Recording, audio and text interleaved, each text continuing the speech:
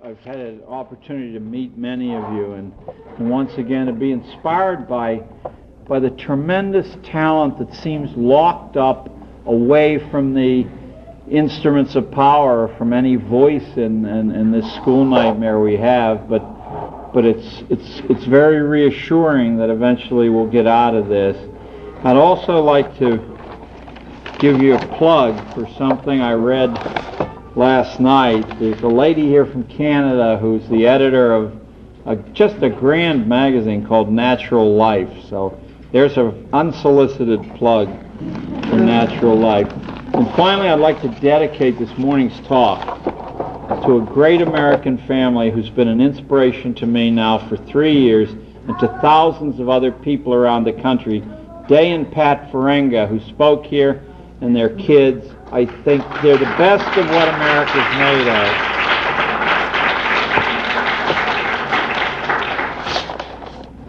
So this farewell, this valedictory will be a little bit about my mother.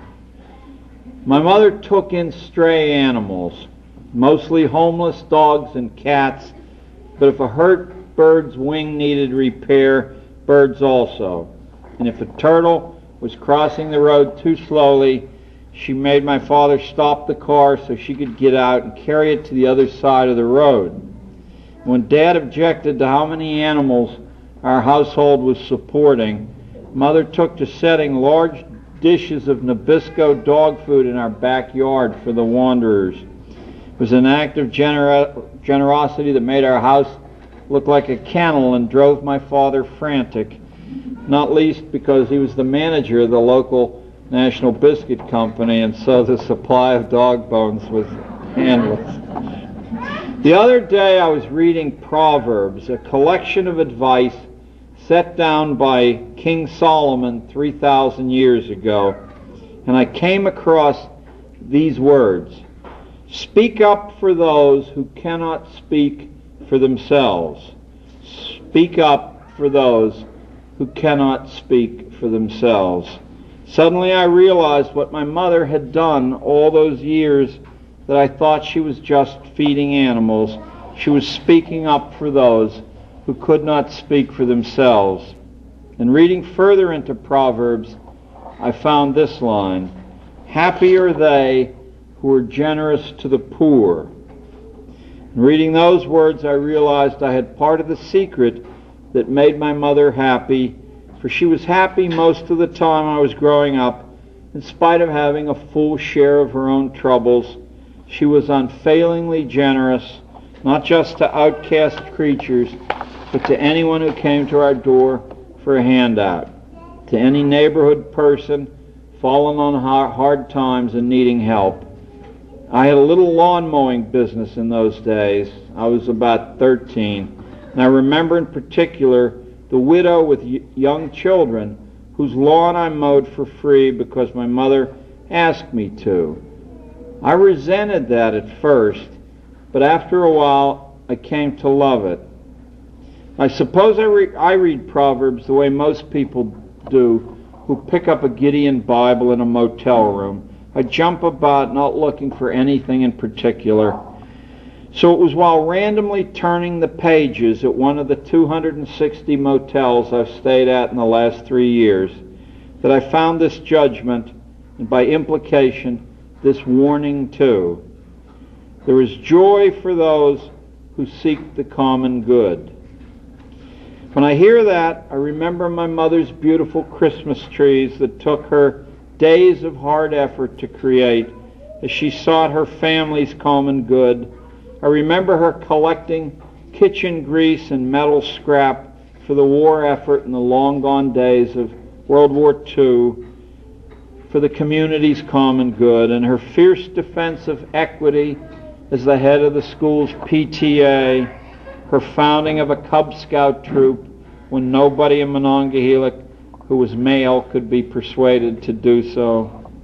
I remember the joy she brought to so many undertakings of my boyhood as she pursued the common good.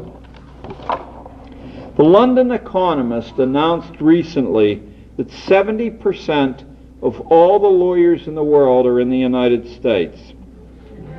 We have 25 times the number of lawyers per capita that Japan does. 3.5 times the number that England does. 2.5 times the number per capita of Germany. If you add our public and private practice lawyers together, about 1 in every 250 Americans is a lawyer. What could the meaning of this be? 70% of all the world's lawyers. Before he died, Joseph Campbell, the myth man, took note of our enormous legal fraternity, and he called it the way Americans talk to each other. The way employees talk to their bosses and brothers talk to their sisters. Lawsuits are the way we get the other guy's attention because we have lost a normal interest in each other, lost our concern for human face-to-face justice, lost the taste for plain speaking that marks a healthy people. Looking at the great tradition of English common law, there are only 2 reasons to bring a legal case at all. First, that someone hasn't kept a promise, has not done what they said they would do. That gives rise to contract law. And second, that someone has encroached on another person's rights and done harm, and that gives rise to tort and criminal law. So if you're looking for a new way to mark the crisis in American society, if you're weary of hearing about teenage suicide, divorce, crime, violence, alienated brothers and sisters, murder, drugs, even one more time, then think on the barometer of crisis represented by 70% of the world's lawyers collecting under the American eagle's wing. There must be a tremendous number of us breaking our promises, a tremendous number of us encroaching on rights to support such a horde of barristers. We are forgetting, I think, how to live together in families and in communities, forgetting the necessary personal duties that make families and communities in the first place, in a rush to get out from under personal responsibility, to escape. How often do you hear the cry, "Let them do it, they get paid for it"? I certainly hear that cry every day in New York City. Them can mean the police or the street sweepers or the social workers or any of the other number of occupational titles that have come into being only recently. We lived for 200 years and more in this country without police. How was that managed? These occupations signal our transition from a world of human beings who live together and care about each other to a world of institutions and hired hands, a world of agents instead of principals. What does it mean that we break promises so often that an army of lawyers can earn fine and, of course, unregent supervised livings, punishing them? What does it mean that we encroach so often on each other's rights, that an army of lawyers is needed to seek redress? How did the country survive so well its first 200 years without police or without many lawyers? When we abandon personal responsibility for the common good, which Solomon urged us not to do, what does it signify? What does it mean for your future and mine that a price tag is set on simple services that through the long history of humanity were freely exchanged and freely given, like sitting with the sick, caring for the old, even caring for one's own children, or like mowing a poor widow's lawn? If it means something frightening to you as it does to me, then what can we do about it?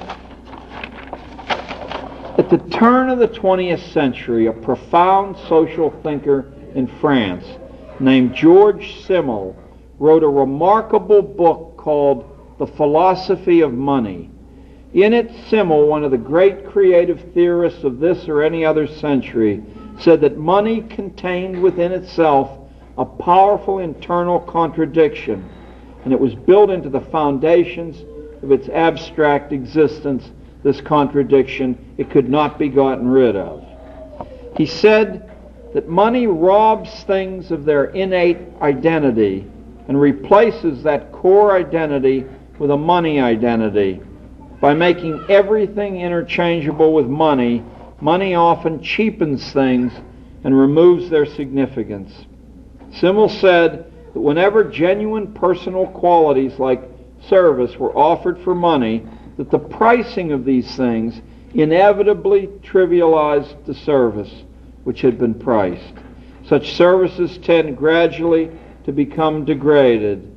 They're never as good as they are in the first few years they're offered, to lose distinction just exactly as if the money itself sharply reduces the value of what is being purchased.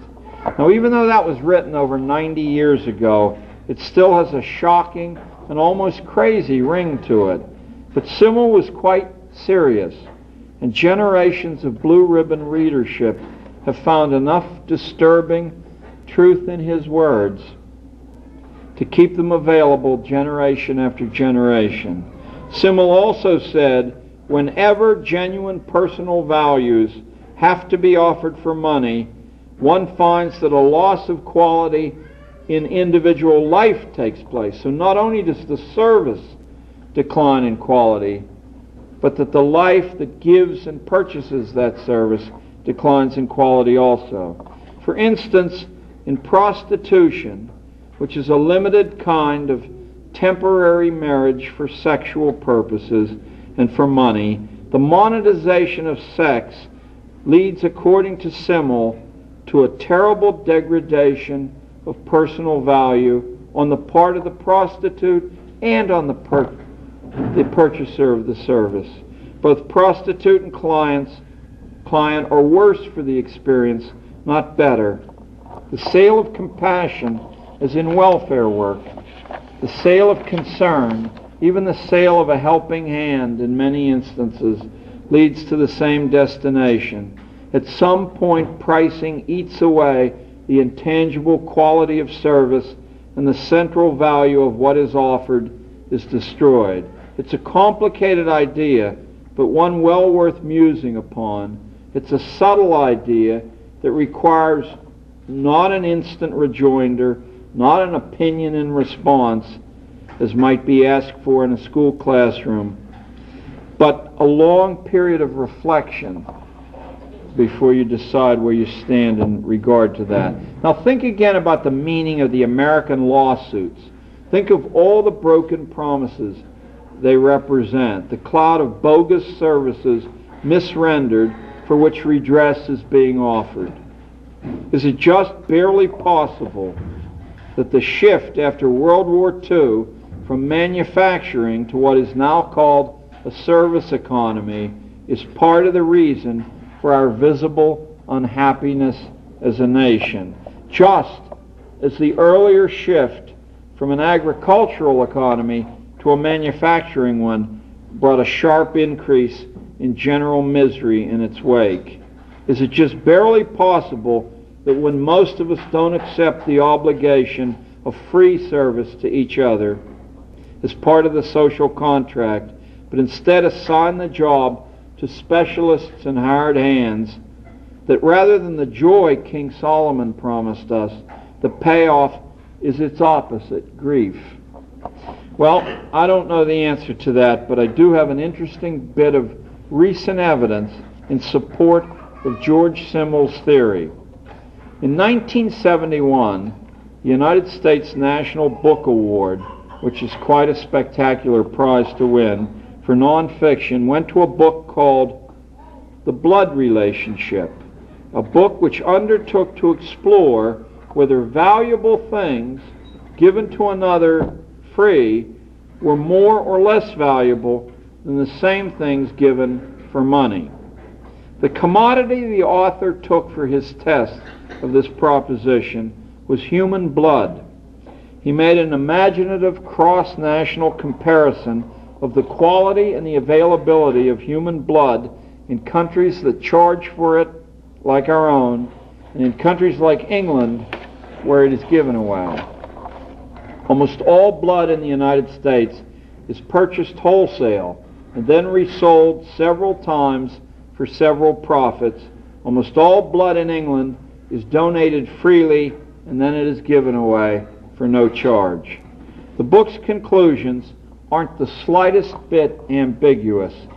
Everywhere on the planet where blood is sold, the quality of the blood is terrible. The prices are sky high, the shortages are common, and wherever blood is sold, there is also frequently great danger to the purchaser of the blood. I mean, there's a national scandal now in covering up how many people have gotten AIDS from blood transfusions. But there's an additional intangible cost of selling something like blood. Where blood is bought and sold, the community loses the tradition of giving freely to neighbors and to strangers. And where that tradition is lost, the donors of the blood lose the joy gained from service to the common good. In other words, a social and ethical corrosion ensues from the marketplace in blood. Communities that provide their own blood needs without cost are healthier for that. And in many ways, people seem happier in those communities. Transforming blood into a stuff of commerce is, one, inefficient in economic terms. Two, it's inefficient in supply terms. It's hard to get blood to meet the demand. Where it's given freely, there are seldom shortages of blood. And three, in quality terms. It doesn't add up. The social cost, in addition, is high. U.S. blood, the most heavily commercialized in the world, is also the worst blood supply in the world. The lesson suggested by my mother, by biblical Solomon, by George Simmel, and by the blood experience, I mean to be a lesson for parents and schools too. When schools consume the youth of the nation in confinement, and all the products of all their labors dissolve into paper to be thrown away, there is no joy possible in seeking such a good.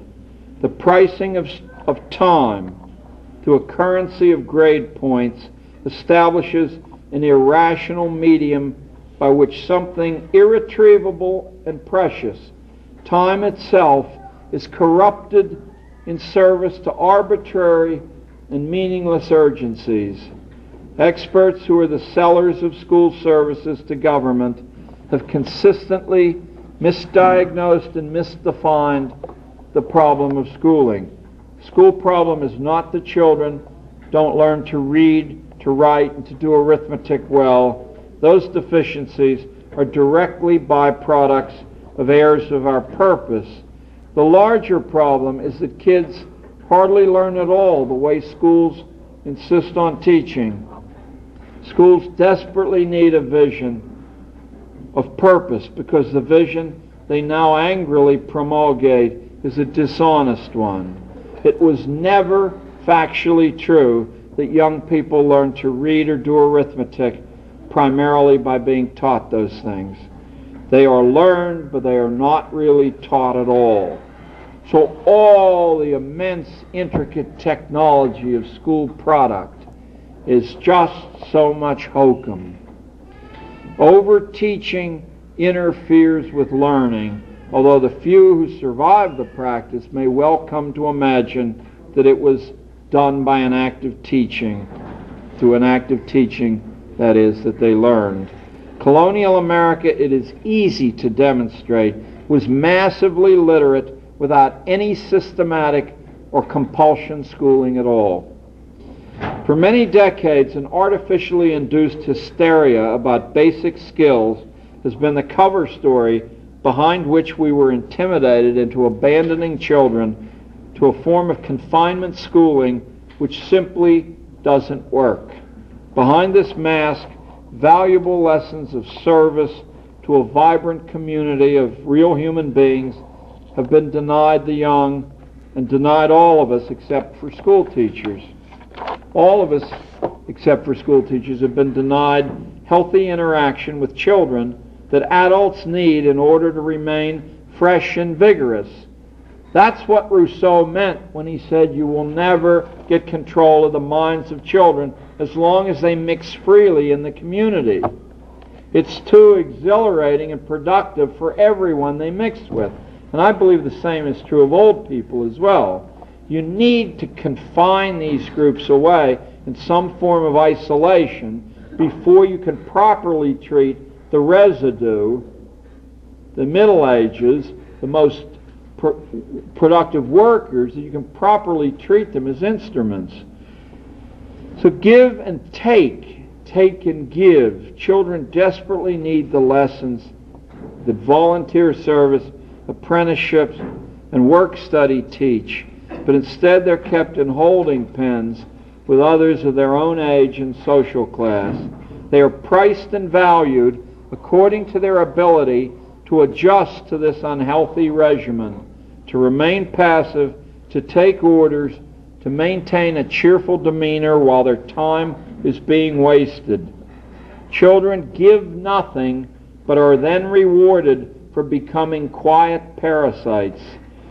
This has been, I think, the formula producing extended childishness and the outlines of a caste system in the United States, however well it has served the economic institution of mass schooling.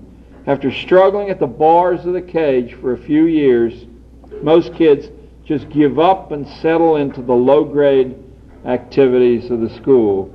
The relentless rationalization of educational experience to one flavor, confinement schooling, has left the modern student a prisoner in a disenchanted world without meaning. Our cultural dilemma here in the United States has nothing to do with children who don't read very well. And I wrote this speech originally about a year before Hillary Clinton said this. Mrs. Clinton and I are certainly on opposite sides of many issues, but on this we're not. The real dilemma in the United States lies in the difficulty of finding a way to restore meaning and purpose to modern life. There is no point in reading if it seems to lead nowhere. We have progressively stripped children of the primary experience base they need to grow up sound and whole by pricing abstract study higher. The great irony has been that while we devalued service and life experience, abstraction has followed the path that George Simmel predicted it would by being priced. It too matters less and less. The dynamics of this process operate unseen. To begin with, the natural sequence of learning is destroyed without experience. The sequence in which primary data, hands-on experience, must always come first. Only after a long apprenticeship in rich and profound contact with the world, with the home, with the neighborhood and its people, does the thin gas of abstraction mean much to most people. After 26 years of classroom teaching, I slowly realized that what Benjamin Franklin, what he must have realized as a teenager, that only a few of us are fashioned in such a peculiar way that we thrive on an exclusive diet of blackboard work and workbook work and talkbook work. What we fail to take into account is that most children, rich or poor, really learn by involvement, by doing, by independent risk-taking, by shouldering real responsibility and not being parasites, by intermingling intimately in the real world of adults in all its manifestations. When we set up a laboratory universe in which our children are confined with anonymous strangers certified by the state, then we have created in advance a world of failing families, wrecked cities, and blasted individual lives. Then we have created the theater where a mathematical bell curve seems to describe the human condition in which few children have any real talent. This is a colossally cynical act. It is only prolonged in the face of its deadly effects because school factories and all the forces which service them have become an integral part of the money economy. The lie of our own unexamined premises has given us the horrible children we complain of as a nation. Indifferent children, cowardly children, dishonest children, selfish children, children who disrespect their parents and adults in general, who hurt each other, who trample each other's rights in exchange for worthless prizes like blue ribbons or school grades. Eventually, these are the children who grow up to be clients for the nation of lawyers. I'll let you finish the rest of that sentence yourself. Children who will one day break contracts and encroach on the weak if an opportunity arises. And why not? For such is the example that 12 years of schooling has provided. Breaking of contracts, encroaching on the weak. The logic of confinement schooling in the middle of a democracy is a contradiction of our original national character. It breaks the contract of the Bill of Rights, using as its justification that kids can't learn any other way. They just can't be trusted with responsibility, and neither can their parents. And the truth is exactly the opposite of that. Unless they are trusted with responsibility, they cannot learn much, and under the thumb of central compulsion, the lessons they do learn are bad lessons. School encroaches on the right of each new life to test itself against the needs of the real world and to alter those needs by its own investment. Schools are a training ground for irresponsibility because irresponsibility is nearly the only thing they are set up to teach. Schools desperately, as I said, need a vision of their own purpose. At present, they are exactly what many suspect they are. They are government jobs for children, and the worst kind of government jobs, the make-work kind. They're not really jobs at all. There's nothing or very little to do in a school. Our elite high school texts are on the level of fifth-grade readers from 160 years ago. Instead of listening to Mr. Sizer or Mr. Gardner, the Carnegie Corporation, grab yourself a handful of school texts from the days when school wasn't compulsory and look exactly at what's been done to us. It has not happened by accident. And dumbing down the work isn't merely some sinister conspiracy, although certainly it is that too. It has become more and more a necessity as generations of well-schooled children reproduce themselves, become parents, and have nothing to communicate to their own children. So the damage is cumulative. It is fast becoming insupportable. Look around you at our society. We've created a whirlpool of addiction, and when I use the word addiction, I never think of drug addiction. Addiction's much more unmanageable than drug addiction. Addictions which children and grown children use to avoid confronting themselves with their own uselessness. We are reluctant to face this narcotic reality of our common society because it acts as a criticism revealing much more than we care to face about the real source of our difficulties. We have forced children to become irresponsible for all their natural youth. It is no wonder they hate themselves and hate us. No wonder they cannot recover. If you cut a man's legs off when he is a boy, they will not grow back when he is a man. With the growing public alarm over the effects of science and technology on societies all over the world, we are soon going to have a chance to rethink the basic questions of education. Questions which have very little to do with reading, writing, and arithmetic, but much more to do with the fundamental questions of human existence. In what curriculum shall a good life be found? How should we all live? What shall we do with our children?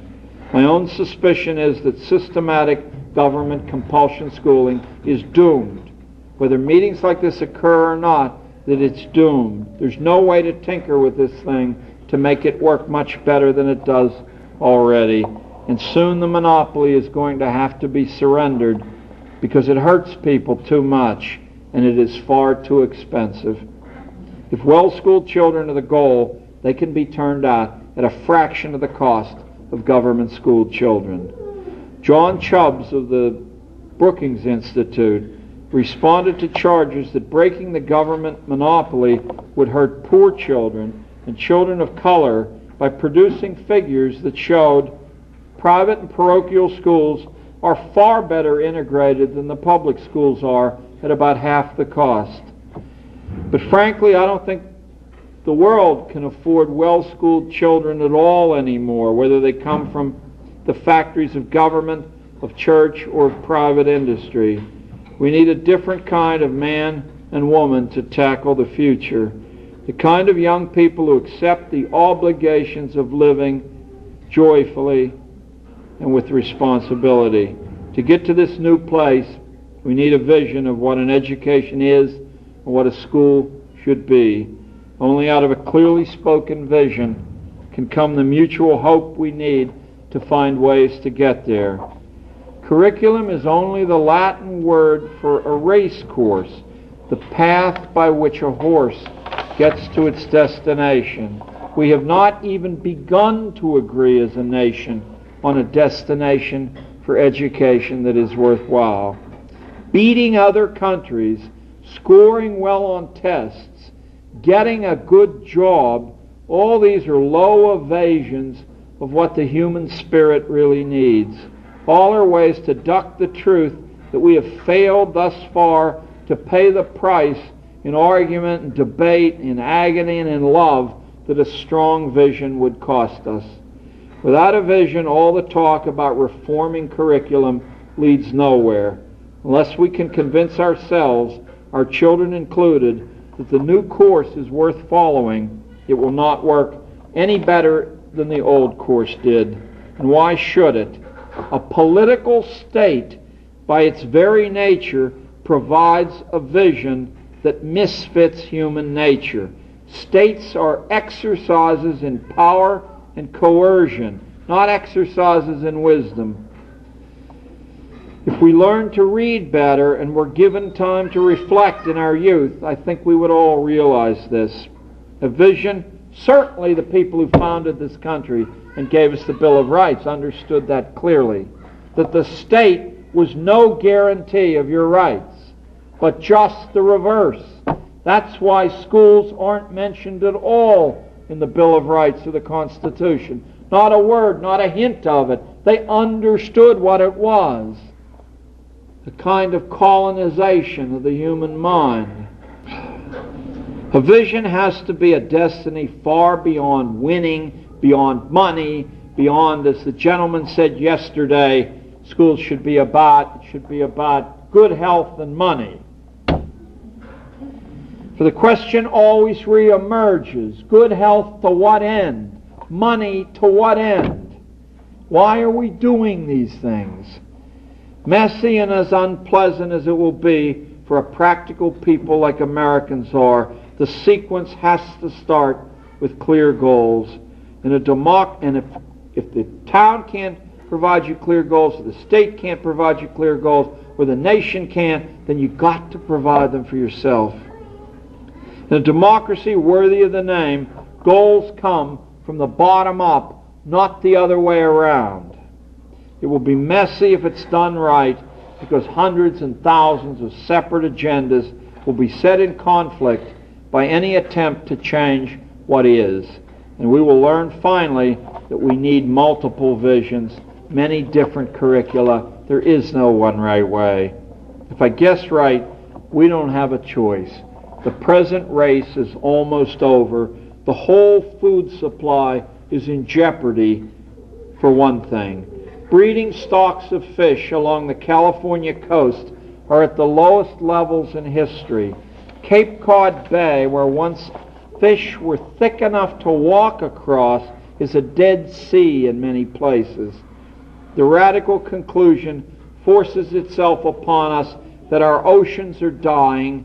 In Kansas, 1 bushel of irreplaceable topsoil blows away for every bushel of corn raised by factory farming methods, and that is true in all wheat and corn growing states.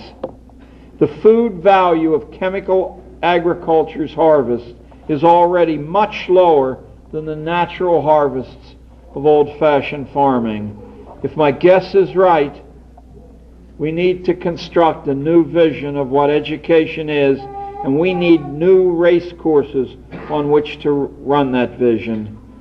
The government can't do it for us. That's been tried for 140 years in monopoly schools, and they just got worse and worse. And the more tax money you surrendered, the worse the schools got. The 2 lines follow each other neatly on a graph. And they are correlated. If it could be fixed, it would have been fixed by now. There is no correlation between the play money of grades and the play money we buy things with, except the dishonest correlation that's forced on the job market by rigging it with arbitrary licensing laws and arbitrary hiring policies. For example, you can establish by law that the only people who can get into medical school are the people with lofty grade point averages, but that does not guarantee that the best people become doctors. The same unpleasant reality holds for lawyers or businessmen, engineers or school teachers. We have yet another warning that forcing the collective time of the American young into a contest for symbols, whether money symbols or grade symbols or similar prizes, is a mistaken course. And that warning is found again in the Proverbs of Solomon, in the haunting predictions of George Simmel, in the frightening reality of the American blood supply, and in the curious emergence of a national horde of lawyers who demonstrate our unhappiness. We do not trust each other. We do not like each other. We do not care for each other. We are unable to keep ourselves from encroaching on each other, and we cannot keep our promises. That is a recipe for social disaster. The new vision of American education is going to have to find a currency beyond money with which to pay its children to learn. My own experience after 15 years of sponsoring volunteer projects for each one of my students, rich and poor, white and black, is that a curriculum that seeks the common good will be an important part of that real currency. Not all of it, but an important part of it. And a currency that doesn't inflate as grades do, one that holds its value. My own experience has been that every single academic question worth asking in any of the disciplines can be asked around a base of genuine service to genuine communities and can ride easily around an orbit of service. My own kids always did 1 full day of community service a week. They generally worked all alone in order to escape the culture of school children. They took on full adult responsibilities because I wouldn't allow the transaction to happen any other way. The community service program in District 4 that's been nationally trumpeted over this country as one of Ted Sizer's prized displays is an absolute fraud. It's 2 hours a week, and then they spend 2 days talking about the wonderful things they did. My kids took on full adult responsibilities, and they had a full adult work day even at the age of 12 or 13. And in almost every case, they discharged their duties splendidly. Even in the first year I experimented illegally with such a program, because I didn't bother to tell the school I was doing it, it worked. Indeed, it worked better for the selfish, spoiled, indifferent children of prosperous families than it did for the lost children of the poor and the non-college bound. But I'll tell you that it worked for both. The differences were small. It worked for everyone, including the communities which allowed themselves to be served. It transformed children spiritually, morally, and academically. In Western society over the past several thousand years, we've had at various times great social visions such as the one that I'm urging us to find now, or the many that I'm urging us to find now. We had the pagan vision of Stoics like Marcus Aurelius. We had the aristocratic vision of Charlemagne and the Plantagenet kings. We had the Christian vision of St. Augustine, of Origen, and of the martyrs, and all these grand conceptions for which curricula were developed had a service ideal at the bedrock of their foundations. Although many of the details of these competing life curricula contradicted each other, at the base of all three was a service ideal. A sense that we were obligated to each other inextricably, that we needed to self-impose duty if we expect to live easily with others, not to have multicultural classrooms where you're told to love your neighbor, and the direct result of being told to love your neighbor is for you to despise your neighbor. That is the great secret we have lost sight of in schools built around a philosophy or a theology of materialism, a curriculum of competition and accumulation, a curriculum of self-aggrandizement, that these directives are prescriptions for bad individuals, bad communities, bad societies, and bad consciences.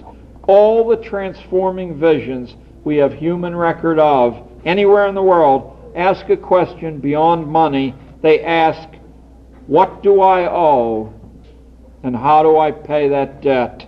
And in the answer of that question, I think, the secret of our future lies. And these visions promise that if we will speak for those who cannot speak for themselves, if we will be generous to the poor, if we will seek the common good, that our lives will be filled with meaning. It worked for Solomon. It worked for my mother. It will work for the rest of us too. Thank you very much.